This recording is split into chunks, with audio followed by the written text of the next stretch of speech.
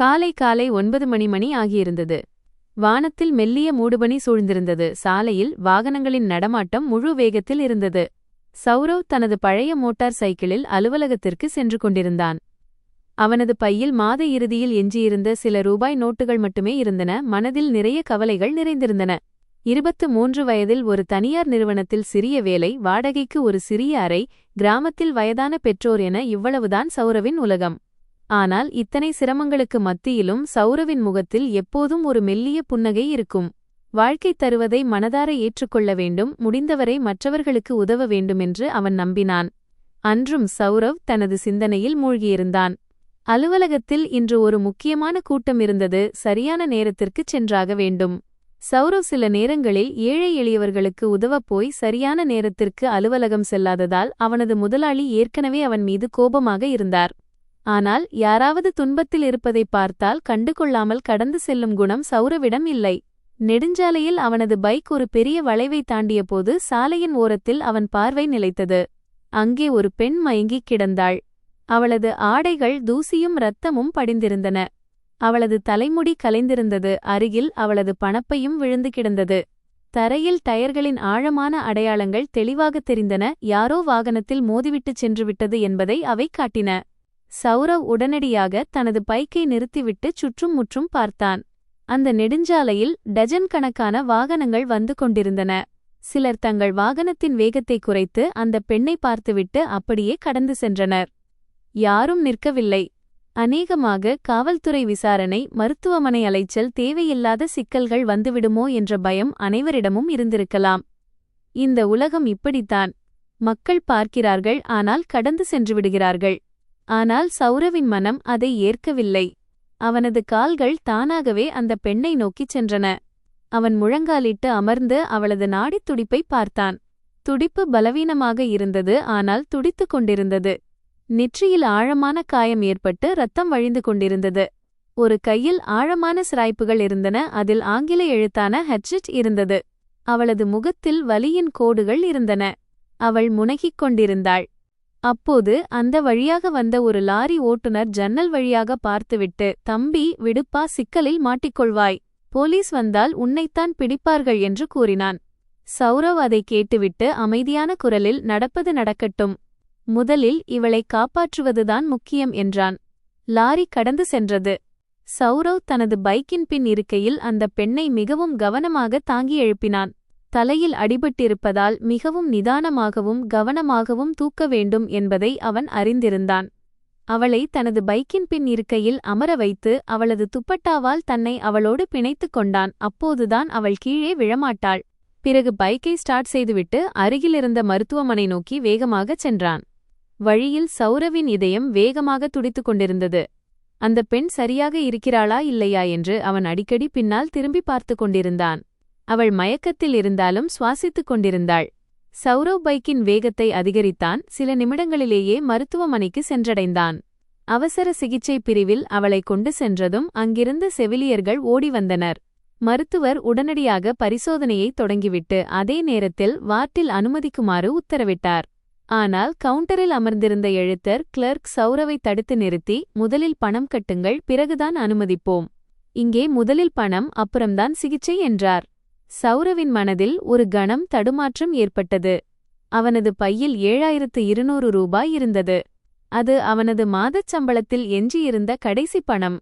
அடுத்த வாரம் அறை வாடகை கொடுக்க வேண்டும், வீட்டிற்கு பணம் அனுப்ப வேண்டும். ஆனால் சௌரவ் ஒரு நிமிடம் கூட யோசிக்கவில்லை. தனது பையிலிருந்து அனைத்து பணத்தையும் எடுத்து கவுண்டரில் வைத்தான். "இதோ, எவ்வளவு தேவையோ எடுத்துக்கொள்ளுங்கள். ஆனால் சிகிச்சையை உடனே தொடங்குங்கள்" என்று அவன் கூறினான். எழுத்தர் பணத்தை எண்ணிவிட்டு சீட்டு தயார் செய்து அனுமதிக்கும் நடைமுறையை தொடங்கினார். மருத்துவர் மற்றும் செவிலியர்கள் அந்த பெண்ணை உள்ளே அழைத்துச் சென்றனர். சௌரவ் வெளியே இருந்த ஒரு பெஞ்சில் அமர்ந்தான். அவனது பை இப்போது காலியாக இருந்தது. ஆனால் அவனது மனதில் ஒரு விசித்திரமான அமைதி இருந்தது. இன்று அவன் செய்தது சரிதான் என்று அவனுக்கு தோன்றியது.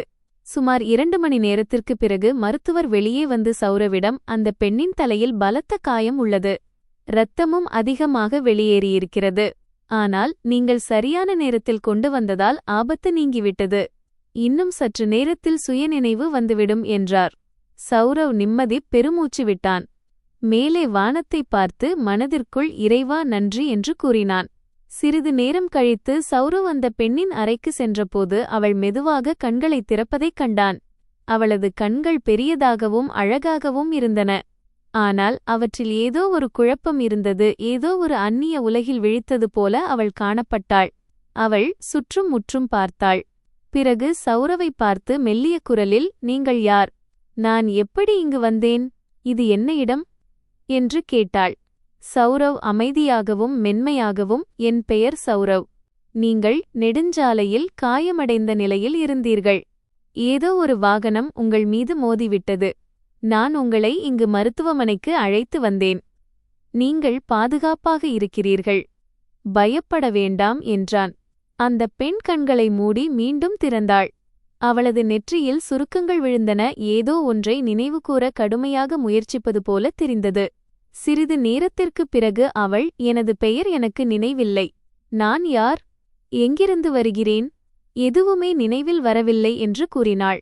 சௌரவ் உடனடியாக மருத்துவரை அழைத்தான். மருத்துவர் அவளை பரிசோதித்துவிட்டு தலையில் அடிபட்டதால் அந்த பெண்ணுக்கு நினைவாற்றல் இழப்பு ஏற்பட்டிருப்பதாக கூறினார். இதை நினைவாற்றல் இழப்பு, மெமரி லாஸ் என்று சொல்வார்கள். சில நேரங்களில் சில நாட்களில் சரியாகிவிடும், சில நேரங்களில் அதிக காலம் எடுக்கும் என்றும் கூறினார். மருத்துவமனை நிர்வாகம் உடனடியாக காவல்துறையினருக்கு தகவல் அளித்தது. போலீசாரும் வந்தனர். விசாரணை நடந்தது.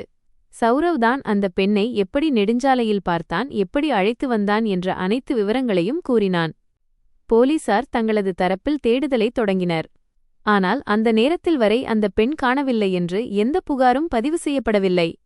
மருத்துவமனை ஊழியர்கள் குடும்பத்தினர் வரும் வரை யாராவது பொறுப்பானவர் அருகில் இருக்க வேண்டும் என்று கூறினர். சௌரவ் சிறிது யோசித்தான். அவனது அறை சிறியது, வாழ்க்கை எளிமையானது, பைக் காலியாக இருந்தது. ஆனால் இதயம் பெரியது. நான் பொறுப்பேற்றுக் கொள்கிறேன் என்று அவன் தெளிவாகவும் உறுதியாகவும் கூறினான். அடுத்த 2 நாட்கள் சௌரவ் காலையில் அலுவலகத்திற்கு சென்றுவிட்டு மாலையில் திரும்பும்போது சில உணவுப் பொருட்கள் அல்லது பழங்களை வாங்கிக் கொண்டு மருத்துவமனைக்கு வருவான். அந்த பெண்ணுக்கு இன்னும் எதுவும் நினைவில்லை. ஒரு நாள் அவள் தானாகவே ஒரு பெயரை தேர்ந்தெடுத்தாள். எனக்கு சுர்பி என்ற பெயர் பிடிச்சிருக்கு. எனக்கு என் உண்மையான பெயர் நினைவுக்கு வரும் வரை நீங்கள் என்னை சுர்பி என்று அழையுங்கள் என்றாள். சௌரவ் புன்னகைத்து, சரி சுர்பி என்றான். சுர்பியின் கையில் ஒரு விலையுயர்ந்த கடிகாரம் இருந்தது. அவளது ஆடைகள் விலை உயர்ந்தவை. அவளது பணப்பையில் இருந்த சில விசிட்டிங் கார்டுகள் நனைந்திருந்ததால் அவற்றை வாசிக்க முடியவில்லை. இவை அனைத்தையும் வைத்து பார்க்கும்போது அவள் ஒரு பெரிய மற்றும் பணக்கார குடும்பத்தைச் சேர்ந்தவள் என்று தெரிந்தது. ஆனால் சுர்பிக்கே இது தெரியவில்லை. மருத்துவர் அவளை மருத்துவமனையிலிருந்து டிஸ்சார்ஜ் செய்தபோது ஒரு புதிய சிக்கல் உருவானது. சுர்பிக்குத்தான் எங்கே செல்வது என்று தெரியவில்லை. போலீசாரின் தேடல் தொடர்ந்து கொண்டிருந்தது. ஆனால் எந்த குடும்பமும் வந்து சேரவில்லை. சௌரவ் தனது வாடகைக்கு இருக்கும் சிறிய அறையை பார்த்தான். பிறகு சுர்பியை பார்த்தான். நீங்கள் என் வீட்டுக்கு வாருங்கள். உங்களை சேர்ந்தவர்கள் கிடைக்கும் வரை நீங்கள் அங்கே இருக்கலாம். அறை சிறியதுதான், ஆனால் உங்களுக்கு எந்த சிரமமும் இருக்காது என்றான். சுர்பி ஒரு நிமிடம் சௌரவின் கண்களை உற்று நோக்கினாள். அங்கே எந்த பேராசையும் இல்லை, எந்த தீய எண்ணமும் இல்லை. வெறும் உண்மையான அக்கறை மட்டுமே இருந்தது. இதயம் சில விஷயங்களை சொல்லாமலேயே புரிந்து கொள்கிறது. சுர்பி மெதுவாக சரி என்றாள். சௌரவின் அறை உண்மையில் மிகவும் சிறியது. ஒரு கட்டில், ஒரு பழைய மேசை, ஒரு சிறிய பீரோ மற்றும் சமையலறைக்கு ஒரு சிறிய மூலை மட்டுமே இருந்தது. ஆனால் அனைத்தும் சுத்தமாக இருந்தன. சுவரில் சௌரவ் தனது பெற்றோருடன் நிற்கும் புகைப்படம் ஒன்று இருந்தது. அவர்கள் மூவரின் முகத்திலும் மகிழ்ச்சி பொங்கியது. சுர்பி அந்த படத்தை பார்த்ததும் அவளது கண்கள் திடீரென்று கலங்கின. என்ன ஆச்சு என்று சௌரவ் கேட்டான். தெரியவில்லை. யாரோ ஒருவரை ரொம்ப மிஸ் பண்ணுவது போல் இருக்கிறது. யாரோ ஒரு முகத்தை பார்க்க முயற்சி செய்கிறேன். ஆனால் அது தெரியவில்லை என்று நடுங்கும் குரலில் சுர்பி கூறினாள். சௌரவ் எதுவும் சொல்லவில்லை. அவன் எழுந்து சமையலறைக்கு சென்று தேநீர் தயாரிக்கத் தொடங்கினான். சிறிது நேரம் கழித்து இருவரும் தேநீர் அருந்திக்கொண்டே அமைதியாக அமர்ந்திருந்தனர். வெளியே நகரத்தின் சத்தம் கேட்டது. ஆனால் அந்த சிறிய அறையில் ஒரு விசித்திரமான அமைதி இருந்தது. அது சங்கடமாக இல்லாமல் மிகுந்த நிம்மதியாக இருந்தது. அந்த இரவு சௌரவ் தரையில் பாயை விரித்து உறங்கினான். சுர்பியை கட்டிலில் உறங்கச் செய்தான். அடுத்த நாள் காலை சௌரவ் சுர்பிக்கு தேநீர் எப்படி தயாரிக்க வேண்டுமென்று கற்றுக் கொடுத்தான். முதல் முறையாக செய்தபோது சுர்பியின் கைகள் நடுங்கின. அவள் இதற்கு முன் இந்த வேலையை செய்தது போல தெரியவில்லை. ஆனால் அவள் அதை கற்றுக்கொண்டு மெதுவாக புன்னகைத்துக் கொண்டிருந்தாள். அந்த சிறிய அறையில் அன்று முதல் ஒரு புதிய கதை தொடங்கியது. 2 அந்நிய வாழ்க்கைகள் ஒன்றிணைந்து சௌரவுக்கோ அல்லது சுர்பிக்கோ தெரியாத ஒரு பாதையில் பயணிக்கத் தொடங்கின. ஒரு விஷயம் மட்டும் தெளிவாக இருந்தது. கடினமான நேரத்தில் ஒருவருக்கு உதவி செய்பவர் ஒருபோதும் தவறானவராக இருக்க முடியாது. மனிதநேயம் கொண்ட இதயம் எப்போதும் சரியான பாதையையே தேர்ந்தெடுக்கும். காலை சூரியனின் முதல் கதிர் சௌரவின் சிறிய அறை ஜன்னல் வழியாக உள்ளே வந்தபோது சுர்பி ஏற்கனவே விழித்துக் கொண்டாள். அவள் கட்டிலில் அமர்ந்து ஜன்னல் வழியாக வெளியே பார்த்து கொண்டிருந்தாள். சாலையில் பால் வியாபாரி சென்று கொண்டிருந்தார். யாரோ முதியவர் நடைப்பயிற்சிக்குச் சென்றிருந்தார். குழந்தைகள் பள்ளிக்கு ஓடிக்கொண்டிருந்தனர். இதையெல்லாம் பார்த்த சுர்பியின் மனதில் ஏதோ ஒரு விசித்திரமான வெறுமை இருந்தது. இந்த உலகம் அவளுக்குத் தெரிந்த ஒன்றாகத் தோன்றினாலும் ஏதோ ஒரு அந்நிய உணர்வு இருந்தது. ஒரு புத்தகத்தை படித்தது போல அதன் கதை நினைவிருக்கிறது, ஆனால் அதில் தன் கதாபாத்திரம் என்ன என்பதை மறந்துவிட்டது போல இருந்தது. சௌரவ் தரையில் பாய் விரித்து உறங்கிக் கொண்டிருந்தான். அவனது உறக்கம் லேசாக இருந்தது. சுர்பி விழித்துக் கொண்டதை உணர்ந்ததும் அவனும் எழுந்து, தூக்கம் வரவில்லையா என்று கேட்டான். வந்தது, ஆனால் கனவுகள் விசித்திரமாக இருந்தன. சில முகங்கள் தெரிந்தன, ஆனால் அவற்றை அடையாளம் காண முடியவில்லை. ஒரு பெரிய வீடு தெரிந்தது. அதில் நிறைய வெளிச்சம் இருந்தது. ஆனால் அதை நெருங்க முயன்றபோது அனைத்தும் மங்கிப்போயின என்று சுர்பி மெதுவாக கூறினாள். சௌரவ் அதை கேட்டு புரிந்து கொண்டான். அவன் அதிகம் பேசவில்லை. ஏனென்றால் சுர்பிக்கு தனிமை தெரியக்கூடாது என்பதை விட மௌனமே சிறந்தது என்று அவனுக்குத் தெரியும். வா, தேநீர் தயாரிப்போம். நேற்று நான் கற்றுக் கொடுத்தேன், இன்று நீ தயாரி என்று சௌரவ் லேசான மனதுடன் கூறினான். சுர்பி முதலில் சற்று தயங்கினாள். பிறகு எழுந்து சமையலறை மூலைக்குச் சென்றாள். அவள் கேஸை பற்ற வைத்து பாத்திரத்தில் தண்ணீர் ஊற்றி தேயிலையை சேர்த்தாள். சௌரவ் அருகில் நின்று எவ்வளவு தேயிலை சேர்க்க வேண்டும், எப்போது பால் சேர்க்க வேண்டும், எப்போது இஞ்சி தட்ட வேண்டும், எப்போது கீழே இறக்க வேண்டும் என்று சொல்லிக் கொடுத்து கொண்டிருந்தான். தேநீர் தயாரானதும் சுர்பியின் முகத்தில் ஒரு உண்மையான மகிழ்ச்சி தெரிந்தது. அது ஒரு சிறிய விஷயமாக இருந்தாலும் அவளுக்கு அது ஒரு பெரிய சாதனையாக இருந்தது. நான் தயாரித்து விட்டேன் என்று அவள் ஆச்சரியத்துடன் கூறினாள். மிகவும் நன்றாக இருக்கிறது என்று சௌரவ் தேநீரை சுவைத்தபடி கூறினான். சுர்பி புன்னகைத்தாள். அந்த புன்னகை மிகவும் உண்மையானது, போலித்தனமானது அல்ல. அன்று முதல் சௌரவின் அன்றாட வாழ்க்கை சற்று மாறியது. அவன் காலை அலுவலகம் செல்வதற்கு முன் சுர்பிக்கு ஏதோ ஒன்றை கற்றுக் கொடுத்துச் செல்வான். சில சமயம் காய்கறி நறுக்குவது, சில சமயம் பருப்பு சமைப்பது, சில சமயம் அறையை சுத்தம் செய்வது. சுர்பி இந்த வேலைகள் அனைத்தையும் மிகுந்த கவனத்துடன் கற்றுக்கொண்டாள். இவை அனைத்தும் தனக்கு ஏன் இவ்வளவு புதியதாக தோன்றுகின்றன, தான் இதற்கு முன் ஒருபோதும் இதை செய்ததே இல்லையா என்று அவளுக்கே ஆச்சரியமாக இருந்தது. ஒரு நாள் சௌரவ் அவளிடம், இதுவரை உங்களுக்கு எதுவுமே நினைவில் வரவில்லையா? ஏதேனும் ஒரு முகம், ஒரு இடம், ஒரு விஷயம்? சுர்பி யோசித்துக் கொண்டே, சில நேரங்களில் ஏதோ ஒரு பெரிய கட்டிடம் இருப்பது போல உணர்கிறேன். அதன் முன்னால் நிறைய வாகனங்கள் நிறுத்தப்பட்டிருக்கின்றன. மேலும் ஆழ்ந்த கண்களை கொண்ட ஒரு முதியவரின் முகம் தெரிகிறது. ஆனால் இவை அனைத்தும் ஒரு நொடிக்கு வந்துவிட்டு பிறகு மறைந்து விடுகின்றன என்று கூறினாள். சௌரவ் இதை கேட்டு சுர்பி நிச்சயம் ஒரு பெரிய குடும்பத்தை சேர்ந்தவள் என்று மனதிற்குள் நினைத்து கொண்டான். அவளது ஆடைகள், அவளது கடிகாரம், அவள் பேசும் விதம் அனைத்தும் அதைத்தான் உணர்த்தின. ஆனால் அவன் சுர்பியிடம் எதையும் சொல்லவில்லை. ஏனென்றால் அவள் மனதின் மீது எந்த ஒரு தேவையற்ற அழுத்தமும் விழுவதை அவன் விரும்பவில்லை. அங்கே சௌரவின் அண்டை வீட்டார் அவனைப் பற்றி விதவிதமாக பேசத் தொடங்கினர். வீட்டு உரிமையாளர் ரமாதேவி ஒரு நாள் சௌரவை அழைத்து, தம்பி, இது என்ன விவகாரம்? அந்த பெண் யார்? மக்கள் விதவிதமாக பேசிக்கொள்கிறார்கள் என்றார். சௌரவ் அமைதியான குரலில் நடந்த அனைத்தையும் விவரித்தான். ரமாதேவி அதை கேட்டுவிட்டு கண்கள் சற்று கலங்கினார். நீ செய்தது நல்லது தம்பி, ஆனால் உலகம் மிக விரைவாகத் தவறாக சிந்திக்கும். கவனமாக இரு என்றார். அதற்குச் சௌரவ், ஆண்டி, எது சரியோ அதைத்தான் செய்ய வேண்டும். உலகம் என்ன நினைக்கிறது என்பது என் கையில் இல்லை என்று கூறினான். ரமாதேவி அவனை அப்படியே பார்த்து கொண்டிருந்தார். இந்த பையன் உண்மையிலேயே வித்தியாசமானவன் என்று அவர் உணர்ந்தார். ஒரு வாரம் கடந்தது.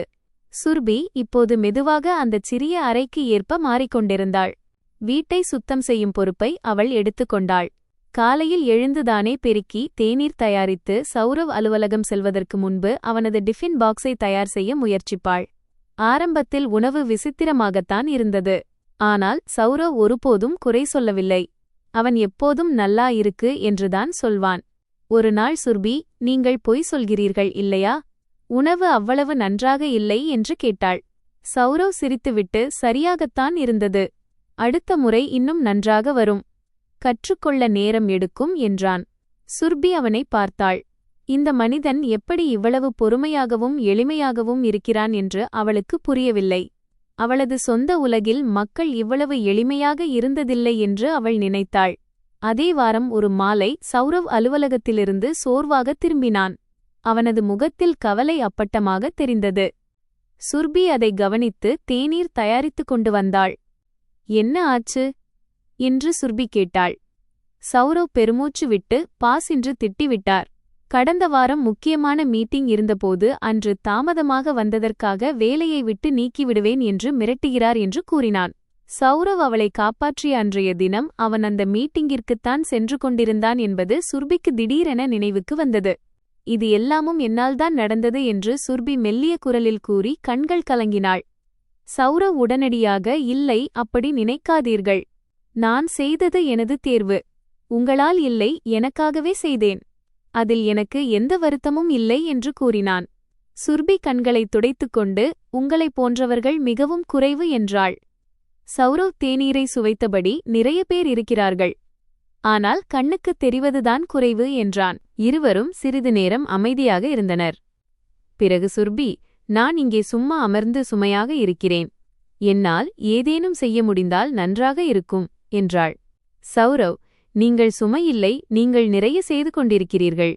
வீட்டை பராமரிக்கிறீர்கள், சமைக்கிறீர்கள், உங்களை நீங்களே வலுவாக வைத்துக் கொள்கிறீர்கள்.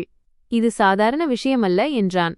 அந்த நாட்களில் மெதுவாக இருவருக்கும் இடையே ஒரு புரிதல் ஏற்பட்டது. எந்த காரணமும் இல்லாமல் வலுவடைந்து வரும் ஒரு விசித்திரமான நம்பிக்கை அது. ஒரு நாள் சௌரவ் வேலைக்கு சென்றிருந்தபோது சுர்பி அறையில் தனியாக இருந்தாள். அவள் தொலைக்காட்சியை ஆன் செய்தாள். அந்த நேரத்தில் ஒரு செய்தி ஓடிக்கொண்டிருந்தது. பெரிய நகரத்தின் புகழ்பெற்ற தொழிலதிபர் ரகுநாத் சிங்கின் மகள் காணாமல் போனதைப் பற்றிய செய்தி அது. திரையில் ஆழ்ந்த கண்களையும் முகத்தில் மிகுந்த கவலையையும் கொண்ட ஒரு முதியவரின் படம் வந்தது. சுர்பியின் பார்வை அந்த படத்தின் மீது நிலைத்தது. அவளது இதயம் திடீரென வேகமாக துடித்தது. அந்த முதியவரின் முகம் அவளுக்கு பரிச்சயமானதாக இருந்தது. அதே ஆழ்ந்த கண்கள், அதே நெற்றியில் சுருக்கங்கள், அதே கனவுகளில் வந்த முகம். பிறகு திரையில் ஒரு பெண்ணின் படம் வந்தது. படத்தில் அந்த பெண் அழகாகவும் விலை உயர்ந்த ஆடைகளை அணிந்து சிரித்துக் கொண்டிருந்தாள். சுர்பி அந்த படத்தை பார்த்தாள். அவளது கைகள் நடுங்கின. அந்த பெண் வேறு யாரும் இல்லை, அவள்தான். அந்த நொடியே ஏதோ ஒரு அணை உடைந்தது போல் இருந்தது. மெதுவாக நினைவுகள் வரத் தொடங்கின. ஒரு பெரிய வீடு, அலங்கரிக்கப்பட்ட அரண்மனை, வேலைக்காரர்கள், பாசமுள்ள தந்தையின் குரல், அவள் மறந்திருந்த தனது சொந்த பெயர். அவளது உண்மையான பெயர் சுர்பி அல்ல, அது சுமேதா சிங். நகரத்தின் மிகப்பெரிய தொழிலதிபர் ரகுநாத் சிங்கின் ஒரே மகள் சுமேதா. அவளது கண்களிலிருந்து கண்ணீர் வழிந்தது. அவளது மனதில் ஒரே நேரத்தில் பல விஷயங்கள் ஓடிக்கொண்டிருந்தன. தந்தையின் நினைவு, தனது வீடு, தனது வாழ்க்கை, அதே சமயம் இந்த சிறிய அறையின் கதகதப்பு, சௌரவின் எளிமை, அந்த தேநீர், அந்த பெருக்குதல், அந்த டிஃபின் பாக்ஸ். அப்போது கதவு தட்டப்பட்டது. அண்டை வீட்டுப் பையன் ஏதோ கேட்க வந்தான். சுமேதா விரைவாக கண்களை துடைத்துவிட்டு கதவை திறந்தாள். அந்த பையனுக்கு தேவையானதை கொடுத்துவிட்டு கதவை மூடினாள். பிறகு அவள் மீண்டும் தொலைக்காட்சியின் முன் அமர்ந்தாள். செய்தி இன்னும் ஓடிக்கொண்டிருந்தது. போலீசார் தேடி வருவதாகவும், ரகுநாத் சிங் பெரும் பரிசுத் தொகை அறிவித்திருப்பதாகவும், குடும்பத்தினர் மிகுந்த கவலையில் இருப்பதாகவும் சொல்லப்பட்டது. சுமேதா ரிமோட்டை வைத்துவிட்டு கைகளால் முகத்தை மூடிக்கொண்டாள். இனி சௌரவிடம் அனைத்தையும் சொல்ல வேண்டும் என்பது அவளுக்கு தெரியும். இனி தன் தந்தையிடம் செல்ல வேண்டும் என்பதும் அவளுக்கு தெரியும். ஆனால் அவளது மனதில் ஒரு விசித்திரமான பதற்றம் இருந்தது. இந்த சிறிய அறையில் கிடைத்த நிம்மதி அவளது பெரிய வீட்டில் கிடைக்குமா? அந்த எளிமையான வாழ்க்கையில் இருந்த உண்மை அவளது அந்த மின்னும் உலகில் இருக்குமா? சௌரவைப் போன்ற எந்த சுயநலமும் இல்லாமல் உதவி செய்யும் மனிதர் அந்த உலகில் இருப்பாரா? இந்த கேள்விகள் அவளது மனதில் சுழன்று கொண்டிருந்தன. அப்போது சௌரவ் அலுவலகத்திலிருந்து திரும்பினான். சுமேதாவின் கண்கள் வீங்கியிருப்பதையும் அவள் எதையோ சிந்திப்பதையும் கண்டான். என்ன ஆச்சு? எல்லாம் சரியா என்று சௌரவ் கேட்டான். சுமேதா ஒரு பெருமூச்சு விட்டு சௌரவின் கண்களை உற்று நோக்கினாள். அந்த கண்களில் முதல் நாள் இருந்த அதே உண்மை இருந்தது. சௌரவ் ஜி, எனக்கு உங்களிடம் ஒரு முக்கியமான விஷயம் பேச வேண்டும் என்றாள். அவனது முகத்தில் அமைதியான பாவம் இருந்தது. சொல்லுங்கள், என்ன விஷயம் என்றான். சுமேதா தொலைக்காட்சியை ஆன் செய்து அதே செய்தியை ஒளிபரப்பிய சேனலை தேடினாள். செய்தி மீண்டும் ஓடிக்கொண்டிருந்தது. சௌரவ் செய்தியை பார்த்தான். அவனது கண்கள் முதலில் செய்தியின் மீதும் பிறகு திரையில் இருந்த பெண்ணின் படத்தின் மீதும் இறுதியில் சுமேதாவின் முகத்தின் மீதும் சென்றன. அவன் புரிந்து கொண்டான். சிறிது நேரம் இருவருக்கும் இடையே மௌனம் நிலவியது. பிறகு சௌரவ் மெதுவாக, உங்களுக்கு நினைவுக்கு வந்துவிட்டதா என்று கேட்டான். சுமேதா ஆம் என்று தலையசைத்தாள். சௌரவ் ஒரு நிமிடம் கண்களை மூடிக்கொண்டான். அவனது மனதில் என்ன ஓடிக்கொண்டிருந்தது என்பதை அவனது முகத்திலிருந்து படிக்க முடியவில்லை. ஆனால் அவன் கண்களைத் திறந்தபோது அவனது முகத்தில் உண்மையான மகிழ்ச்சி இருந்தது. இது மிகவும் நல்ல விஷயம். உங்கள் தந்தை மிகவும் வருத்தப்பட்டிருப்பார். நாளை காலை நாம் போலீஸ் ஸ்டேஷனுக்குச் சென்று அவர்களிடம் சொல்வோம் என்றான் சௌரவ். சுமேதா அவனை பார்த்தாள். சௌரவ் வருத்தப்படுவான் அல்லது ஏதேனும் சொல்வான் என்று அவள் எதிர்பார்த்தாள். ஆனால் சௌரவின் முதல் எண்ணம் அவளது தந்தையின் கவலையை பற்றியதாக இருந்தது. சுமேதாவின் கண்கள் மீண்டும் கலங்கின. நீங்கள் உண்மையிலேயே மிகவும் நல்ல மனிதர் சௌரவ் ஜி என்றாள். சௌரவ் லேசாக சிரித்து, நல்ல மனிதனாக இருப்பது பெரிய விஷயமல்ல. சரியான நேரத்தில் சரியான காரியத்தை செய்ய வேண்டும், அவ்வளவுதான் என்றான். அன்று இரவு இருவரும் உணவு உண்டனர். பேச்சு குறைவாக இருந்தது, ஆனால் பேசியவை இதயத்திலிருந்து வந்தவை. தனக்கு என்னவெல்லாம் நினைவுக்கு வந்தது என்பதை சுமேதா சௌரவிடம் கூறினாள். சௌரவ் கவனமாக கேட்டான். இரவு உறங்குவதற்கு முன் சுமேதா அந்த சிறிய அறையை சுற்றி பார்த்தாள். அந்த அறையில் பெரிய விஷயங்கள் ஏதுமில்லை, ஆனால் பணத்தால் கிடைக்காத ஒரு விசித்திரமான நிம்மதி அங்கே இருந்தது. நாளையிலிருந்து தனது வாழ்க்கை மாறிவிடும் என்பது அவளுக்கு தெரியும். ஆனால் இந்த சிறிய அறையில் கழித்த நாட்களையும் சௌரவையும் அவள் ஒருபோதும் மறக்க மாட்டாள் என்பது அவளுக்கு தெரியும். மறுநாள் காலை சீக்கிரமே எழுந்து சௌரவ் காவல் நிலையத்திற்கு போன் செய்து காணாமல் போன அந்த பெண் தன்னிடம் இருப்பதாகவும் அவள் பாதுகாப்பாகவும் நலமாகவும் இருப்பதாகவும் கூறினான். ஸ்டேஷனில் செய்தி கிடைத்ததும் பெரும் பரபரப்பு ஏற்பட்டது. அரை மணி நேரத்திற்குள் 2 போலீசார் சௌரவின் அறைக்கு வந்தனர். அவர்கள் சுமேதாவை பார்த்து அடையாளத்தை உறுதி செய்துவிட்டு உடனடியாக ரகுநாத் சிங்கிற்கு தகவல் தெரிவித்தனர். செய்தி கிடைத்ததும் ரகுநாத் சிங்கின் முழு பவனியும் அந்த சிறிய தெருவிற்கு வந்து சேர்ந்தது. பெரிய பெரிய வாகனங்கள், பாதுகாப்பு பணியாளர்கள், வேலைக்காரர்கள் மற்றும் ரகுநாத் சிங் ஆகியோருடன் வந்தார். ஆழ்ந்த கண்களையும் எப்போதும் ஒரு கம்பீரமான முகத்தையும் கொண்ட அந்த முதியவர் அன்று கண்களில் கண்ணீருடன் இருந்தார். சுமேதாவை பார்த்ததும் அவர் முன்னேறிச் சென்று அவளை கட்டி அணைத்துக் கொண்டார். மகளே, நீ நலமாக இருக்கிறாயா? என்னை மன்னித்து விடு. உன்னை பாதுகாக்க முடியாமல் போய்விட்டதே என்று ரகுநாத் சிங்கின் குரல் நடுங்கியது. சுமேதாவும் அவரை பற்றிக் கொண்டு அழத் தொடங்கினாள். சிறிது நேரம் அங்கே அழுகுரல் மட்டுமே கேட்டது. சௌரவ் ஒரு ஓரத்தில் அமைதியாக நின்று கொண்டிருந்தான். அவனுக்கு மனநிறைவாக இருந்தது. தான் செய்த காரியத்தின் பலன் அவன் கண்முன்னே இருந்தது. காணாமல் போன மகள் தன் தந்தையுடன் இணைந்து கொண்டிருந்தாள். சிறிது நேரம் கழித்து ரகுநாத் சிங் சௌரவை நோக்கினார். அவனது முகத்தில் அமைதியான பாவம் இருந்தது. சொல்லுங்கள், என்ன விஷயம் என்றான். சுமேதா தொலைக்காட்சியை ஆன் செய்து அதே செய்தியை ஒளிபரப்பிய சேனலை தேடினாள். செய்தி மீண்டும் ஓடிக்கொண்டிருந்தது. சௌரவ் செய்தியை பார்த்தான். அவனது கண்கள் முதலில் செய்தியின் மீதும் பிறகு திரையில் இருந்த பெண்ணின் படத்தின் மீதும் இறுதியில் சுமேதாவின் முகத்தின் மீதும் சென்றன. அவன் புரிந்து கொண்டான். சிறிது நேரம் இருவருக்கும் இடையே மௌனம் நிலவியது. பிறகு சௌரவ் மெதுவாக, உங்களுக்கு நினைவுக்கு வந்துவிட்டதா என்று கேட்டான். சுமேதா ஆம் என்று தலையசைத்தாள். சௌரவ் ஒரு நிமிடம் கண்களை மூடிக்கொண்டான். அவனது மனதில் என்ன ஓடிக்கொண்டிருந்தது என்பதை அவனது முகத்திலிருந்து படிக்க முடியவில்லை. ஆனால் அவன் கண்களைத் திறந்தபோது அவனது முகத்தில் உண்மையான மகிழ்ச்சி இருந்தது. இது மிகவும் நல்ல விஷயம். உங்கள் தந்தை மிகவும் வருத்தப்பட்டிருப்பார். நாளை காலை நாம் போலீஸ் ஸ்டேஷனுக்குச் சென்று அவர்களிடம் சொல்வோம் என்றான் சௌரவ். சுமேதா அவனை பார்த்தாள். சௌரவ் வருத்தப்படுவான் அல்லது ஏதேனும் சொல்வான் என்று அவள் எதிர்பார்த்தாள். ஆனால் சௌரவின் முதல் எண்ணம் அவளது தந்தையின் கவலையை பற்றியதாக இருந்தது. சுமேதாவின் கண்கள் மீண்டும் கலங்கின. நீங்கள் உண்மையிலேயே மிகவும் நல்ல மனிதர் சௌரவ் ஜி என்றாள். சௌரவ் லேசாக சிரித்து, நல்ல மனிதனாக இருப்பது பெரிய விஷயமல்ல. சரியான நேரத்தில் சரியான காரியத்தை செய்ய வேண்டும், அவ்வளவுதான் என்றான். அன்று இரவு இருவரும் உணவு உண்டனர். பேச்சு குறைவாக இருந்தது, ஆனால் பேசியவை இதயத்திலிருந்து வந்தவை. தனக்கு என்னவெல்லாம் நினைவுக்கு வந்தது என்பதை சுமேதா சௌரவிடம் கூறினாள். சௌரவ் கவனமாக கேட்டான். இரவு உறங்குவதற்கு முன் சுமேதா அந்த சிறிய அறையை சுற்றி பார்த்தாள்.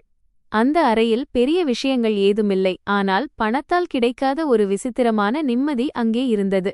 நாளையிலிருந்து தனது வாழ்க்கை மாறிவிடும் என்பது அவளுக்கு தெரியும். ஆனால் இந்த சிறிய அறையில் கழித்த நாட்களையும் சௌரவையும் அவள் ஒருபோதும் மறக்க மாட்டாள் என்பது அவளுக்கு தெரியும். மறுநாள் காலை சீக்கிரமே எழுந்து சௌரவ் காவல் நிலையத்திற்கு போன் செய்து காணாமல் போன அந்த பெண் தன்னிடம் இருப்பதாகவும் அவள் பாதுகாப்பாகவும் நலமாகவும் இருப்பதாகவும் கூறினான். ஸ்டேஷனில் செய்தி கிடைத்ததும் பெரும் பரபரப்பு ஏற்பட்டது. அரை மணி நேரத்திற்குள் 2 போலீசார் சௌரவின் அறைக்கு வந்தனர். அவர்கள் சுமேதாவை பார்த்து அடையாளத்தை உறுதி செய்துவிட்டு உடனடியாக ரகுநாத் சிங்கிற்கு தகவல் தெரிவித்தனர். செய்தி கிடைத்ததும் ரகுநாத் சிங்கின் முழு பவனியும் அந்த சிறிய தெருவிற்கு வந்து சேர்ந்தது. பெரிய பெரிய வாகனங்கள், பாதுகாப்பு பணியாளர்கள், வேலைக்காரர்கள் மற்றும் ரகுநாத் சிங் ஆகியோருடன் வந்தார்.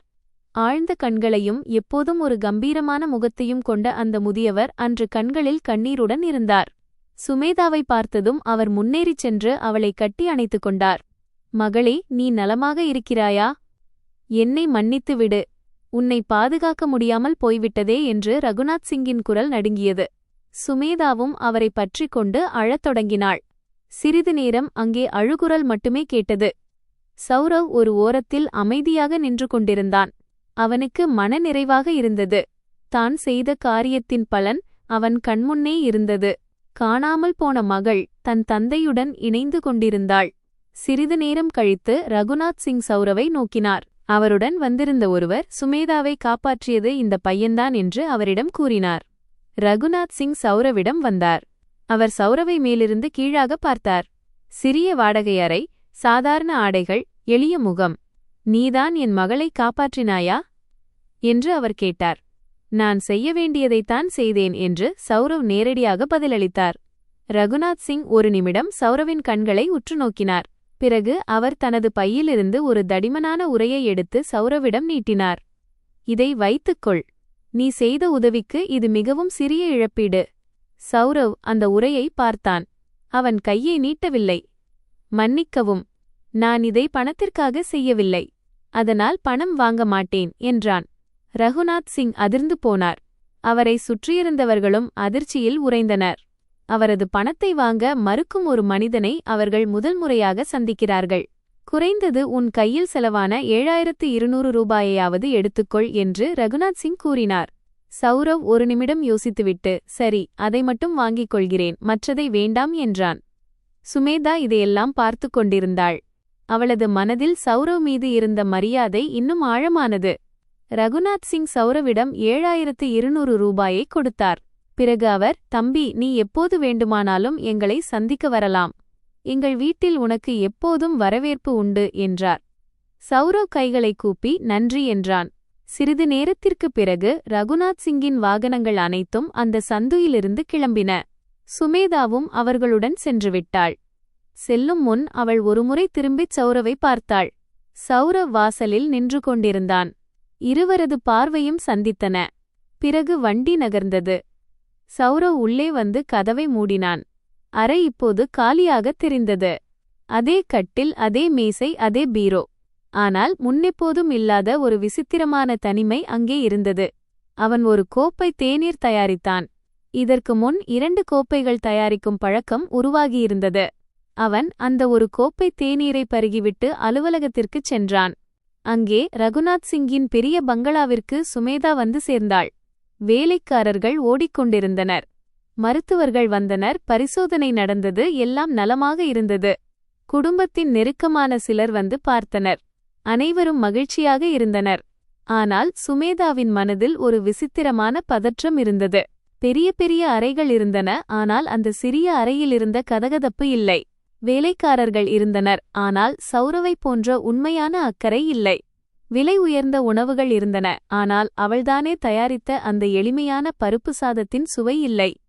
இரவு தூங்குவதற்கு முன் சுமேதா தந்தையிடம், அப்பா, எனக்கு சௌரவ்ஜியை பார்க்க வேண்டும் என்றாள்.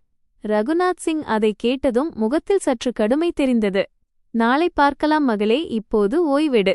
ஆனால் இந்த விஷயம் இத்துடன் முடிந்துவிடாது என்று சுமேதாவுக்கு தெரியும். அடுத்த நாள் காவல்துறை அந்த விபத்து குறித்த விசாரணையை வேகப்படுத்தியது. சிசிடிவி காட்சிகள் ஆராயப்பட்டன. நெடுஞ்சாலையில் இருந்த கேமராக்களின் பதிவுகள் பார்க்கப்பட்டன. அதில் சௌரவ் தனது பைக்கை எப்படி நிறுத்தினான், சுமேதாவிற்கு அருகில் சென்று அவளை எப்படி சமாதானப்படுத்தினான் என்பது தெளிவாக தெரிந்தது. இந்த பதிவுகளை பார்த்த காவல்துறை சௌரவ் மீது எந்தவித சந்தேகமும் இல்லை என்பதை உறுதிப்படுத்தியது. அவன் முற்றிலும் குற்றமற்றவன் மற்றும் ஒரு புண்ணிய காரியத்தை செய்திருக்கிறான் என்று அவர்கள் தெரிவித்தனர். இந்த செய்தி செய்தித்தாள்களில் வெளியானது. ஒரு சாதாரண வேலையில் இருக்கும் இளைஞன் ஒரு பணக்கார தொழிலதிபரின் மகளை காப்பாற்றி அதற்கு பதிலாக எதுவும் கேட்கவில்லை. மக்கள் இதை படித்து சௌரவை பாராட்டினர். சௌரவின் அலுவலகத்திலும் இந்த செய்தி பரவியது. அவனை திட்டிய பாஸ் திடீரென்று அவன் முதுகில் தட்டிக் கொடுத்தார். முன்னால் அவனுடன் அதிகம் பேசாத சக ஊழியர்கள் இப்போது அவனிடம் பழகத் தொடங்கினர். சௌரவ் இவை அனைத்திலிருந்தும் ஒதுங்கியே இருந்தான். அவன் எந்த செய்தியாளருக்கும் பேட்டி கொடுக்கவில்லை, யாரிடமும் தன்னைத்தானே புகழ்ந்து கொள்ளவில்லை. ஒரு வாரம் கடந்தது. ஒரு மாலை சௌரவ் அலுவலகத்திலிருந்து திரும்பிக் கொண்டிருந்தபோது தனது தெருவின் வெளியே ஒரு பெரிய கருப்பு நிற கார் நிற்பதைக் கண்டான். அவன் அதை பெரிதாக கவனிக்காமல் உள்ளே செல்லத் தொடங்கினான். அப்போது பின்னாலிருந்து ஒரு குரல் கேட்டது, சௌரவ் ஜி. அந்த குரல் பரிச்சயமானது. அவன் திரும்பிப் பார்த்தான். சுமேதா நின்று கொண்டிருந்தாள். அவள் நல்ல ஆடைகளை அணிந்திருந்தாள். அருகில் ஒரு பாதுகாப்பு பணியாளர் இருந்தார். சௌரவ் ஆச்சரியமடைந்தான். நீங்கள் இங்கே? எல்லாம் நலமா என்று கேட்டான். சுமேதா, எல்லாம் நலம்தான். உங்களை பார்க்க வேண்டும் என்று தோன்றியது என்றாள். இருவரும் சௌரவின் அறைக்குள் வந்தனர். சுமேதா அறைக்குள் நுழைந்ததும் சுற்றும் முற்றும் ஒரு பார்வை பார்த்தாள். எல்லாம் அப்படியே இருந்தது. அதே கட்டில், அதே மேசை, அதே சுவரில் தொங்கும் புகைப்படம். நான் இங்கே நிறைய கற்றுக்கொண்டேன் என்று சுமேதா கூறினாள். சௌரவ், நீங்களாகவே கற்றுக்கொண்டீர்கள், நான் வெறும் வழிகாட்டிதான் என்றான். சுமேதா புன்னகைத்தாள். பிறகு தீவிரமான குரலில், சௌரவ் ஜி, நான் உங்களுக்கு நன்றி சொல்ல வரவில்லை. நன்றி சொன்னால் என் வாழ்நாள் முழுவதும் சொன்னாலும் போதாது. உங்களைப் போன்ற ஒரு மனிதரை என் வாழ்க்கையில் முதல் முறையாக சந்திக்கிறேன். இந்தச் சந்திப்பு இதோடு முடிந்துவிடக்கூடாது என்று நான் விரும்புகிறேன் என்றாள். சௌரவ் அவளது பேச்சைக் கேட்டான். சுமேதா என்ன சொல்ல வருகிறாள் என்பது அவனுக்கு புரிந்தது. ஆனால் அவன் நேரடியாக எந்த பதிலும் சொல்லவில்லை. நீங்கள் உங்கள் தந்தையிடம் செல்லுங்கள். அவர் வருத்தப்படுவார், உங்கள் உடல் நலத்தை பார்த்துக் கொள்ளுங்கள் என்று சௌரவ் கூறினான். சௌரவ் வேண்டுமென்றே விஷயத்தை சாதாரணமாக வைத்திருப்பதை சுமேதா கவனித்தாள். நான் என்ன சொல்கிறேன் என்று உங்களுக்கு புரிகிறது அல்லவா என்று சுமேதா கேட்டாள். புரிகிறது. ஆனால் நம் உலகங்கள் மிகவும் வேறானவை சுமேதா ஜி. நீங்கள் ஒரு பெரிய குடும்பத்தை சேர்ந்தவர், நான் ஒரு சாதாரண மனிதன் என்றான் சௌரவ். சுமேதா, உலகங்கள் வேறாக இருக்கலாம், ஆனால் மனிதர்கள் வேறல்ல. நீங்கள் சாதாரணமானவர் அல்ல. ஒரு சாதாரண மனிதன் தனது கடைசி சேமிப்பை ஒரு அந்நியருக்காக செலவு செய்ய மாட்டான் என்றாள். சௌரவ் அமைதியாக இருந்தான். சுமேதா, நான் உங்களிடம் நட்பு கேட்கிறேன். அவ்வளவுதான் என்றாள். சௌரவ் ஒரு நிமிடம் யோசித்துவிட்டு புன்னகைத்து, நட்பு ஏற்படலாம் என்றான். சுமேதாவின் முகத்தில் மகிழ்ச்சி தெரிந்தது. அன்று முதல் சுமேதா அடிக்கடி சௌரவை பார்க்க வரத் தொடங்கினாள். சில சமயம் அவள் அவனை நல்ல உணவகங்களுக்கு அழைத்துச் செல்வாள். சில சமயம் சௌரவ் அவளுக்கு உண்மையான வாழ்க்கை இருந்த நகரத்தின் சாதாரண இடங்களை காண்பிப்பான். இருவருக்கும் இடையே பேச்சுக்கள் வளர்ந்தன, சிரிப்புகள் நிறைந்தன. மெதுவாக அந்த புரிதல் இன்னும் ஆழமாகிக் கொண்டே இருந்தது. இந்த விஷயம் நகரம் முழுவதும் பரவியது. மக்கள் பேசத் தொடங்கினர். ஒரு பணக்கார வீட்டுப் பெண், சாதாரண வேலை பார்க்கும் ஒரு பையன். இந்த ஜோடி பலருக்கு ஒத்துக்கொள்ள முடியவில்லை. ரகுநாத் சிங்கிற்கு இது தெரிந்ததும் அவர் சுமேதாவை அழைத்து, மகளே, இதெல்லாம் சரியாக தெரியவில்லை. மக்கள் தவறாக பேசுகிறார்கள். இது நம் கௌரவ பிரச்சினை என்றார்.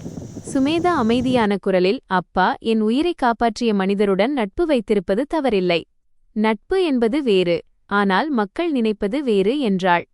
சுமேதா தன் தந்தையின் கண்களை உற்று நோக்கி, அப்பா, ஒரு மனிதனின் அடையாளம் அவனது பணத்தில் இல்லை, அவனது செயல்களில்தான் என்று நீங்கள் எப்போதும் சொல்வீர்கள். சௌரவ் ஜி பெரிய பெரிய ஆட்கள் கூட செய்ய முடியாத காரியத்தை செய்திருக்கிறார்.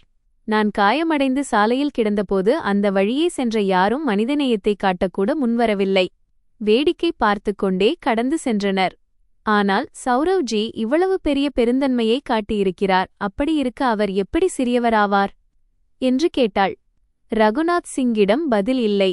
அவர் அமைதியாக இருந்தார். ஆனால் அவள் சொன்ன வார்த்தைகள் அவர் மனதில் ஆழமாக பதிந்தன. அதே நாட்களில் அனைவரையும் அதிர வைத்த மற்றொரு செய்தி வெளியானது. போலீஸ் விசாரணையில் சுமேதாவின் விபத்து சாதாரண விபத்து அல்ல, அது திட்டமிட்டு செய்யப்பட்டது என்று தெரியவந்தது. சுமேதா மீது மோதிய கார் ரகுநாத் சிங்கின் பழைய தொழில் எதிரியான தினேஷ் வர்மா என்பவனின் ஆட்களுடையது. ரகுநாத் சிங்கின் தொழிலை அழிக்க நினைத்த அந்த எதிரி சுமேதாவை பழிவாங்க இலக்காக கொண்டிருந்தான். இந்த செய்தியை கேட்டதும் ரகுநாத் சிங்கின் முகம் இறுகியது. சுமேதாவின் கைகள் நடுங்கின. சௌரவிற்கு இந்த விஷயம் தெரிந்ததும் அவனுக்கு மிகுந்த கவலை ஏற்பட்டது. அவன் சுமேதாவிற்கு போன் செய்து, இந்த விவகாரம் முடியும் வரை கவனமாக இருங்கள், தனியாக வெளியே செல்லாதீர்கள் என்றான். அதற்கு சுமேதா, நான் பயப்படவில்லை என்றாள். பயப்படுவது பலவீனம் அல்ல, அது புத்திசாலித்தனம் என்று சௌரவ் கூறினான். அன்று இரவு சௌரவ் வெகுநேரம் வரை தூங்கவில்லை. அவனுக்கு சுமேதாவை பற்றிய கவலை இருந்தது. தினேஷ் வர்மாவை போன்றவர்கள் ஒருமுறை செய்ததோடு நிற்க மாட்டார்கள் என்பது அவனுக்கு தெரியும். அவனது அச்சம் உண்மையானது. அடுத்த 3 நாட்களுக்குப் பிறகு மாலை சுமேதா தனது காரில் சந்தையிலிருந்து திரும்பிக் கொண்டிருந்தாள். திடீரென்று இருபுறமும் 2 அந்நியர்கள் காரை தடுத்து நிறுத்தி கதவை திறக்க முயற்சித்தனர். சுமேதாவுடன் டிரைவர் மட்டுமே இருந்தார். அதே சமயம் சௌரவ் அருகில் இருந்த சாலையில் அலுவலகத்திலிருந்து வீட்டிற்கு திரும்பிக் கொண்டிருந்தான். இதைக் கண்டதும் அவன் ஒரு நிமிடம் கூட யோசிக்காமல் தனது பைக்கை நிறுத்திவிட்டு அவர்கள் முன்னால் சென்று நின்றான். அவன் உரத்த குரலில், காப்பாற்றுங்கள், காப்பாற்றுங்கள் என்று கத்தினான். அருகில் இருந்த கடைகளிலிருந்து மக்கள் வெளியே வந்தனர். கூட்டத்தைக் கண்டதும் அந்த அந்நியர்கள் அங்கிருந்து தப்பி ஓடினர். சுமேதா காரிலிருந்து வெளியே வந்தாள். அவள் முகத்தில் பயம் தெரிந்தது. ஆனால் சௌரவை பார்த்ததும் அவளுக்கு நிம்மதி கிடைத்தது. நீங்கள் எப்படி இங்கே என்று கேட்டாள். இறைவனின் கருணை என்றுதான் நினைக்கிறேன் என்றான் சௌரவ். அன்று இரவு சௌரவ் சுமேதாவை வீட்டிற்கு பத்திரமாக அழைத்துச் சென்றான். ரகுநாத் சிங் இதை கேட்டார். அவர் சௌரவை பார்த்தார். அவரது கண்களில் முன்பு இருந்த சந்தேகம் மெல்ல மெல்ல உருகிப்போனது. இந்த இளைஞன் வேறு யாருமல்ல, தன் மகளின் உண்மையான நலம் விரும்பி என்பதை அவர் புரிந்து கொண்டார். அன்று இரவு ரகுநாத் சிங்கின் பங்களாவில் நீண்ட நேரம் பேச்சுவார்த்தைகள் நடந்தன. காவல் அதிகாரிகள் வந்தனர், வழக்கறிஞர்கள் வந்தனர், ரகுநாத் சிங்கின் நெருக்கமானவர்கள் சிலரும் வந்தனர். அனைவரும் சேர்ந்து தினேஷ் வர்மாவுக்கு எதிரான அடுத்த கட்ட திட்டங்களை வகுத்தனர். அவனை விரைவில் பிடிப்பதாக போலீசார் உறுதியளித்தனர். சௌரவ் அன்று இரவு வெகுநேரம் அங்கேயே இருந்தான். அவன் ஏதோ பெரிய கூட்டத்தில் இல்லை, வெளியே வராண்டாவில் ஒரு நாற்காலியில் அமர்ந்திருந்தான். ரகுநாத் சிங்கின் வேலைக்காரன் அவனுக்கு தேநீர் கொடுத்தான். சௌரவ் தேநீரை பருகிவிட்டு வானத்தை பார்க்கத் தொடங்கினான்.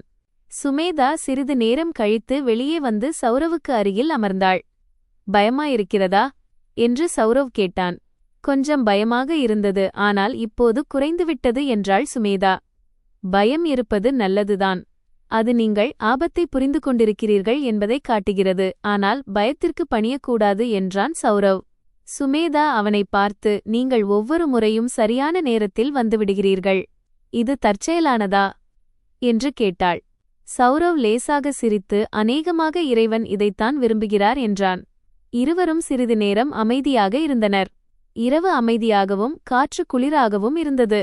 பிறகு சுமேதா மெதுவாக, சௌரவ்ஜி, நான் உங்களிடம் ஒரு விஷயம் கேட்க வேண்டும்.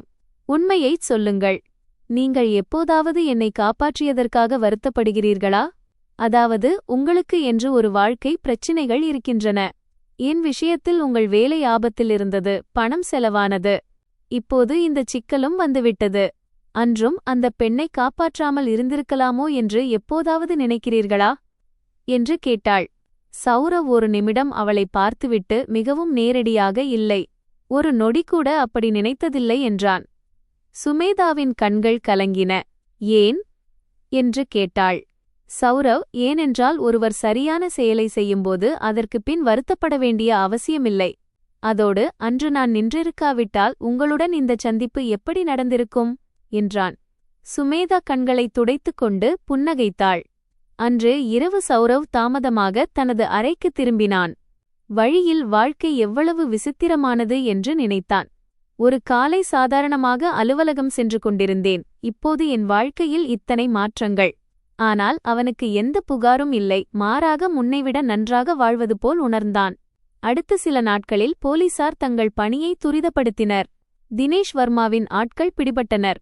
விசாரணையில் முழு சதித்திட்டமும் அம்பலமானது.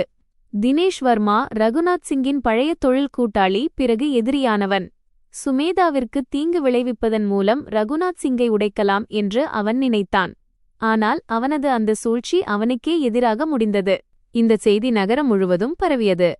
ரகுநாத் சிங் நிம்மதிப் பெருமூச்சு விட்டார். ஆனால் அவர் மனதில் ஒரு விஷயம் ஓடிக்கொண்டிருந்தது.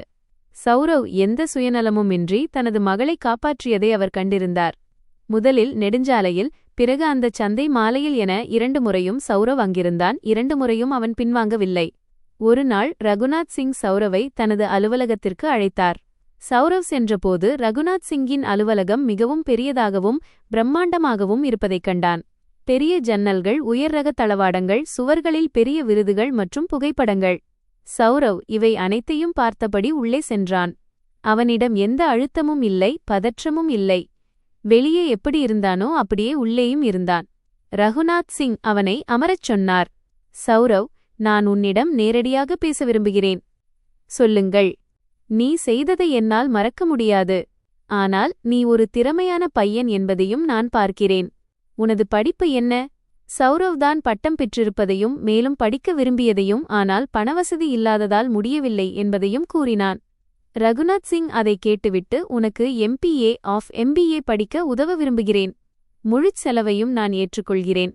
இது என் தரப்பிலிருந்து எந்த உதவியும் அல்ல. இது ஒரு திறமையான மனிதனின் மீதான முதலீடு என்றார். இதைக் கேட்டு சௌரவ் முதலில் எதுவும் சொல்லவில்லை. அவனது மனதில் பல எண்ணங்கள் ஓடின. இது சரியானதா? மக்கள் தவறாக புரிந்து கொள்வார்களா? இது அவனது சுயமரியாதைக்கு எதிரானதுதானா? பிறகு படிப்பது தனது கனவு என்றும் இந்த உதவி ஒரு பிச்சை போலல்லாமல் ஒரு வாய்ப்பாக வழங்கப்படுகிறது என்றும் நினைத்தான்.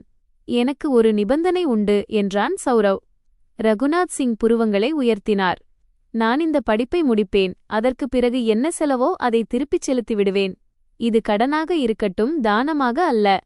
ரகுநாத் சிங்கின் முகத்தில் ஒரு மெல்லிய புன்னகை அரும்பியது.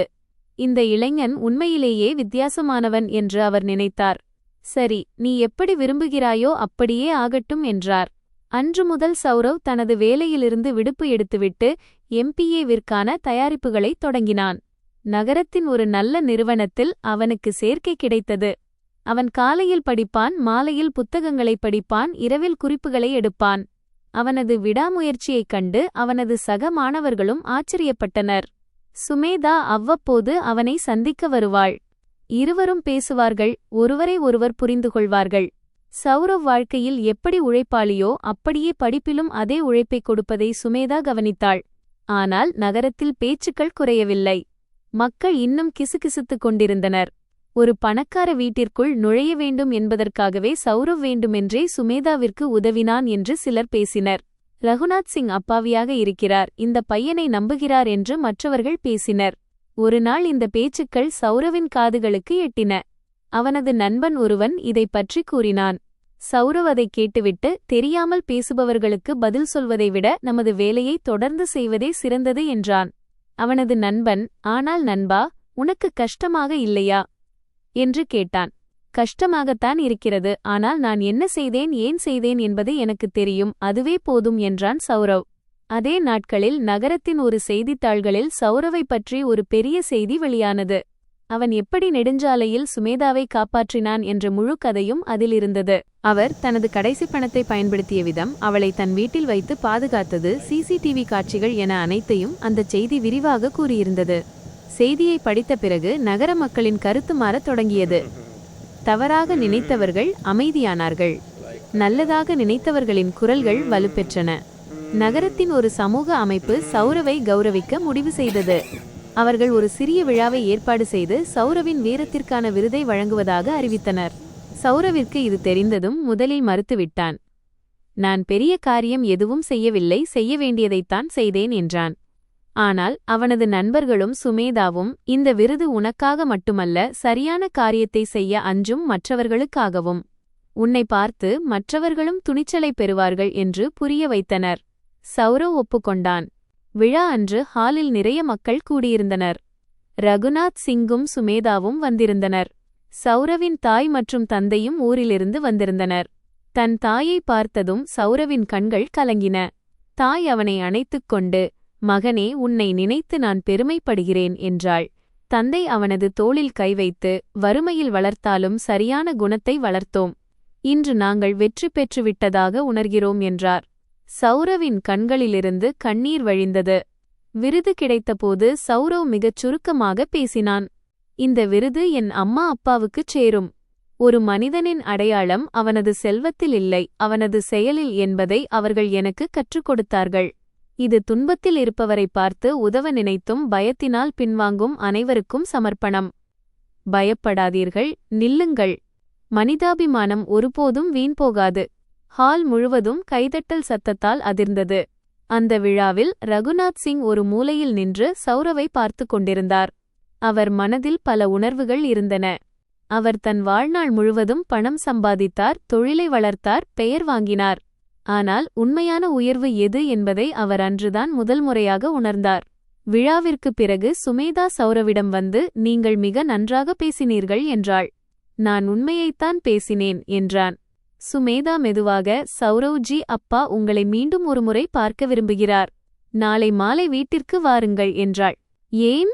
எல்லாம் சரியாகத்தானே இருக்கிறது என்று சௌரவ் கேட்டான். சுமேதா புன்னகைத்து, எல்லாம் சரியாகத்தான் இருக்கிறது. நாளை கண்டிப்பாக வாருங்கள் என்றாள்.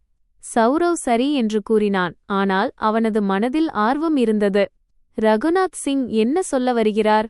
அன்று இரவு சௌரவ் தனது அறையில் அமர்ந்திருந்தான். கையில் MBA புத்தகம் இருந்தது. ஆனால் அவன் கவனம் வேறெங்கோ இருந்தது. சில மாதங்களுக்கு முன்பு வரை அவனது வாழ்க்கை மிகவும் எளிமையானது என்று நினைத்தான். ஒரு சிறிய வேலை, ஒரு சிறிய அறை, பெரிய கனவுகள் இல்லை. ஆனால் அந்த ஒரு காலை பொழுது அனைத்தையும் மாற்றிவிட்டது. ஒருவருக்கு உதவியதால் தனது வாழ்க்கை இவ்வளவு மாறும் என்று அவன் ஒருபோதும் நினைத்ததில்லை. படிப்பிற்கான வாய்ப்பு, ஒரு உண்மையான நட்பு, பணத்தால் வாங்க முடியாத அடையாளம் என அனைத்தும் கிடைத்தன. அவன் புத்தகத்தை மூடிவிட்டு படுத்தான். நாளை என்ன நடக்கும் என்று அவனுக்கு தெரியவில்லை. ஆனால் எது நடந்தாலும் அது நல்லதாகத்தான் இருக்குமென்று அவன் உறுதியாக நம்பினான். ஏனென்றால் எண்ணம் சுத்தமாக இருந்தால் வழிகள் தானாகவே பிறக்கும். அவன் கண்களை மூடினான். விரைவில் ஆழ்ந்த உறக்கம் வந்தது. எந்த கரையும் இல்லாத மனிதனுக்கு வரும் அந்த அமைதியான உறக்கம் அது.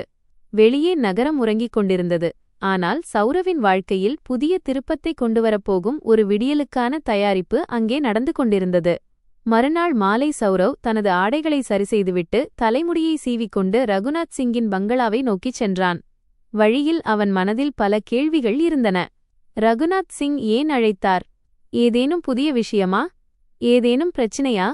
ஆனால் அவன் அந்த கேள்விகளுக்கு அதிக முக்கியத்துவம் கொடுக்கவில்லை. என்ன நடக்குமோ அதை நேரடியாக பார்த்து கொள்ளலாம் என்று நினைத்தான். பங்களாவின் நுழைவாயிலுக்கு அவன் சென்றபோது காவலாளி எதையும் கேட்காமல் கதவை திறந்தான். ஏதோ அவன் வருகைக்காக காத்திருப்பது போல இருந்தது. உள்ளே சென்றதும் தோட்டத்தில் நாற்காலிகள் போடப்பட்டிருப்பதைக் கண்டான். ரகுநாத் சிங் அங்கே அமர்ந்திருந்தார். சுமேதாவும் அருகில் இருந்தாள். சௌரவ் வருவதைக் கண்ட ரகுநாத் சிங் எழுந்து நின்றார். இது சௌரவிற்கு ஆச்சரியமாக இருந்தது. ஏனென்றால் ரகுநாத் சிங் போன்ற பெரிய மனிதர்கள் மற்றவர்களுக்காக எழுந்து நிற்பதில்லை. வா தம்பி, அமரு என்று அவர் மிகுந்த அன்புடன் கூறினார். சௌரவ் அமர்ந்தான். வேலைக்காரன் தேநீர் கொண்டு வந்தான். சிறிது நேரம் சாதாரணமான பேச்சுக்கள் நடந்தன. வானிலை, நகரச் செய்திகள் என பேசினர். பிறகு ரகுநாத் சிங் பெருமூச்சு விட்டு நேரடியாக விஷயத்திற்கு வந்தார்.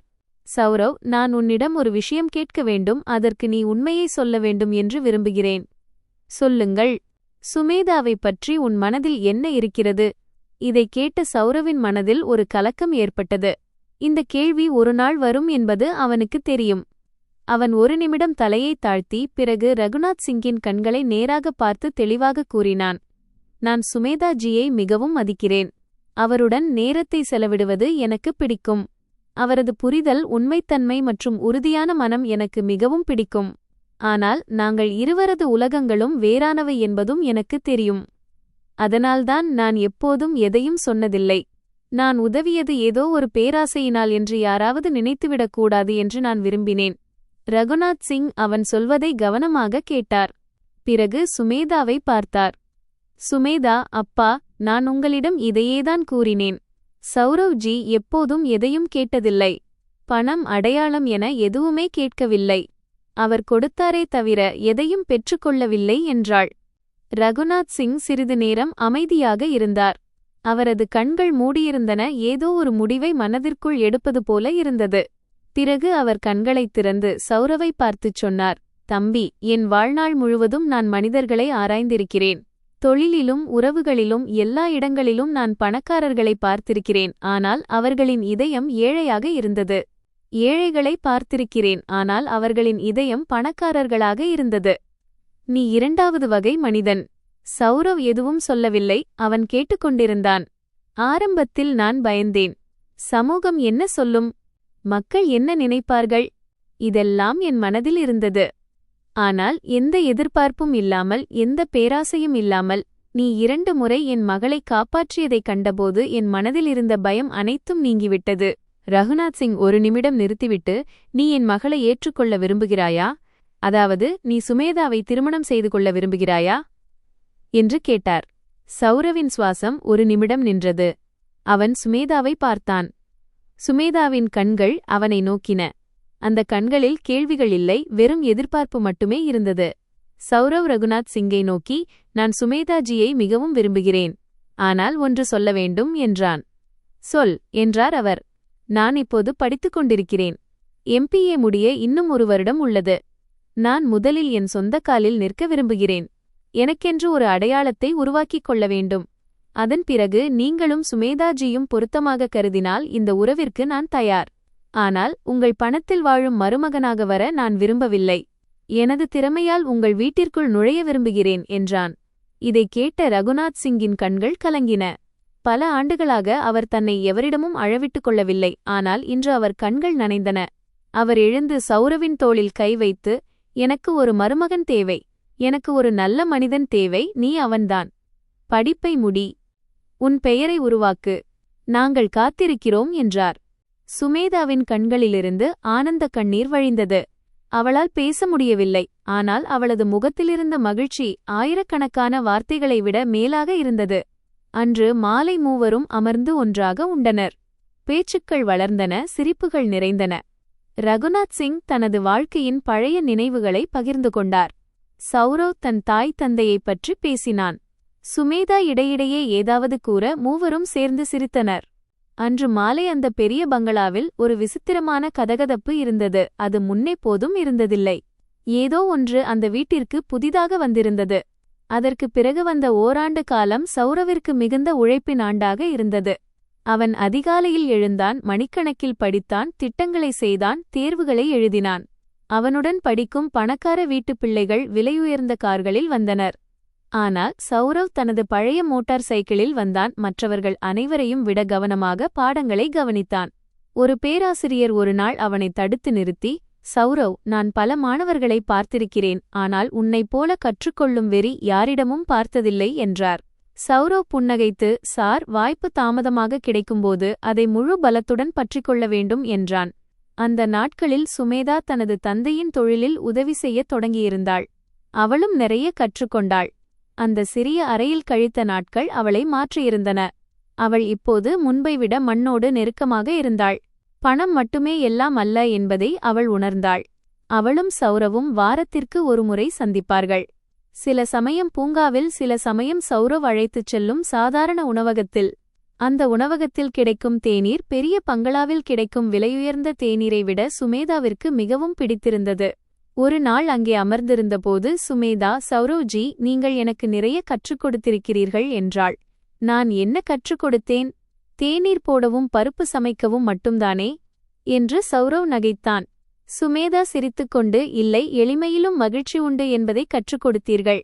ஒரு மனிதனின் உண்மையான அடையாளம் அவனது பணப்பையில் இல்லை, அவனது இதயத்தில் இருக்கிறது என்பதையும், கஷ்ட காலத்திலும் புன்னகைக்க முடியும் என்பதையும் கற்றுக் கொடுத்தீர்கள் என்றாள். சௌரவ் இதை கேட்டுவிட்டு தேநீரை சுவைத்தபடி, நீங்களும் எனக்கு கற்றுக் கொடுத்தீர்கள், பெரிய வீடுகளிலும் உண்மையான இதயங்கள் இருக்கும் என்றான். இருவரும் புன்னகைத்தனர். 1 வருடம் கழித்து சௌரவ் தனது MBA படிப்பை முடித்தான். அவனது மதிப்பெண்கள் எவ்வளவு சிறப்பாக இருந்தனவென்றால் அந்த நிறுவனம் அவனுக்கு திறமையான மாணவன் விருதை வழங்கியது. அந்த விழாவிற்கு ரகுநாத் சிங் மற்றும் சுமேதா இருவரும் வந்திருந்தனர். சௌரவின் தாய் மற்றும் தந்தையும் வந்திருந்தனர். சௌரவின் பெயர் அழைக்கப்பட்டதும் அவன் மேடைக்குச் சென்றபோது அவனது தாயின் கைகள் கூப்பின. அவர்கள் கண்களில் கண்ணீர் இருந்தாலும் முகத்தில் பெருமிதம் இருந்தது. சௌரவ் மேடையிலிருந்து கீழே தனது தாய் தந்தையரை பார்த்தான். பிறகு சுமேதாவை பார்த்தான். பின் ரகுநாத் சிங்கை நோக்கினான். அவனது கண்கள் கலங்கின. மைக் மூலம் அவன் கூறினான், இந்த விருது நான் அன்று காலை அலுவலகம் சென்று கொண்டிருந்தபோது என் வாழ்க்கையையே மாற்றிய அந்த ஒரு உயிருக்கானது. சில சமயம் ஒரு சரியான முடிவு முழு வாழ்க்கையின் போக்கையும் மாற்றிவிடும். அன்று நான் பைக்கை நிறுத்தினேன். அன்றிலிருந்துதான் என் உண்மையான வாழ்க்கை தொடங்கியது. ஹால் முழுவதும் கைதட்டல் சத்தத்தால் அதிர்ந்தது. சில வாரங்களுக்குப் பிறகு ரகுநாத் சிங் சௌரவை தனது நிறுவனத்தில் ஒரு பொறுப்பான பதவியில் அமர்த்தினார். இது எந்த சலுகையும் அல்ல. ரகுநாத் சிங் தனது ஒட்டுமொத்த போர்டு மீட்டிங்கிலும் சௌரவ் தனது திறமைக்காகவே இந்த இடத்தை பெற்றான் என்று குறிப்பிட்டார். சௌரவும் தனது வேலையின் மூலம் அதை நிரூபித்தான். அவன் நிறுவனத்தில் கொண்டு வந்த பல மாற்றங்கள் தொழிலை மேலும் மேம்படுத்தின. திருமணத்திற்கான ஏற்பாடுகள் தொடங்கின. திருமணம் மிகவும் எளிமையாக நடக்கும் என்று சௌரவ் முன்பே கூறிவிட்டான். பெரிய ஆடம்பரம் இல்லை, வீண் செலவு இல்லை. ரகுநாத் சிங் முதலில் தயங்கினார். ஆனால் சுமேதா, அப்பா, சௌரவ்ஜி சொல்வதுதான் சரி. ஆடம்பர திருமணத்திற்கு செலவழிக்கும் பணத்தை ஏழை எளியவர்களுக்கு பயன்படுத்தலாம் என்றாள். ரகுநாத் சிங் ஒப்புக்கொண்டார். திருமணம் மிகுந்த எளிமையுடன் நடந்தது. நெருக்கமானவர்கள் மட்டுமே கலந்து கொண்டனர். ஆனால் உண்மையான மகிழ்ச்சி இருந்தது. சௌரவின் தாய் தந்தையர் இருந்தனர். அவர்கள் முகத்தில் இருந்த மகிழ்ச்சியை பணத்தால் வாங்க முடியாது. திருமணத்திற்குப் பிறகு சௌரவும் சுமேதாவும் இணைந்து அவர்களுக்கு மிகவும் நெருக்கமான ஒரு பணியை தொடங்கினர்.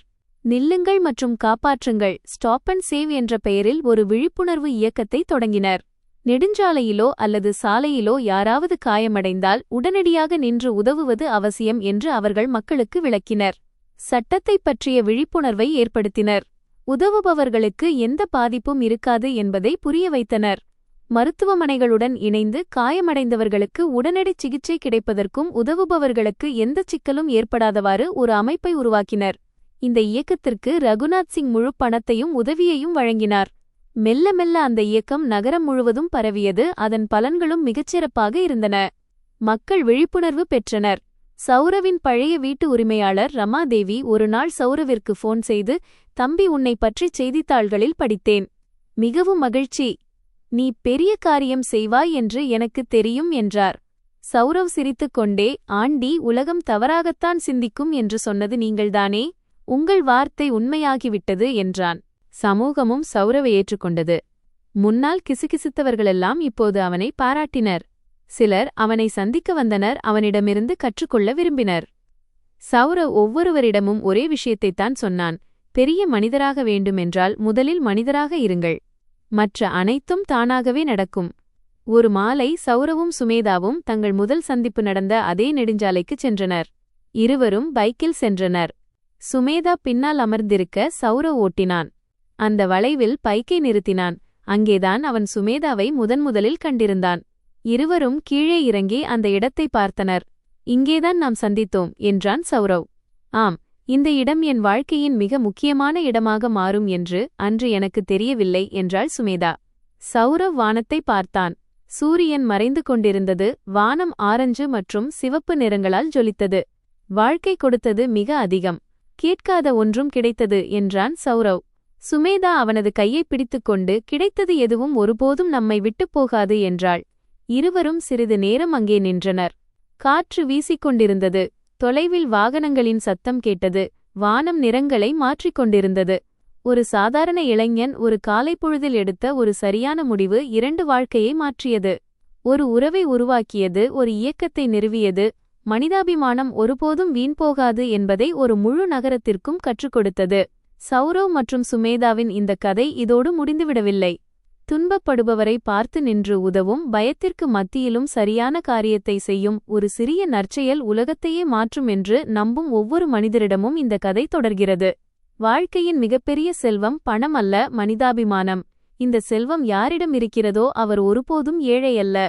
அன்பார்ந்த நண்பர்களே, இந்தக் கதை உங்கள் இதயத்தை தொட்டிருந்தால், இதிலிருந்து ஏதேனும் கற்றுக்கொண்டிருந்தால், இப்போதே எங்கள் சேனலை சப்ஸ்கிரைப் செய்து பெல் ஐகானை அழுத்துங்கள்.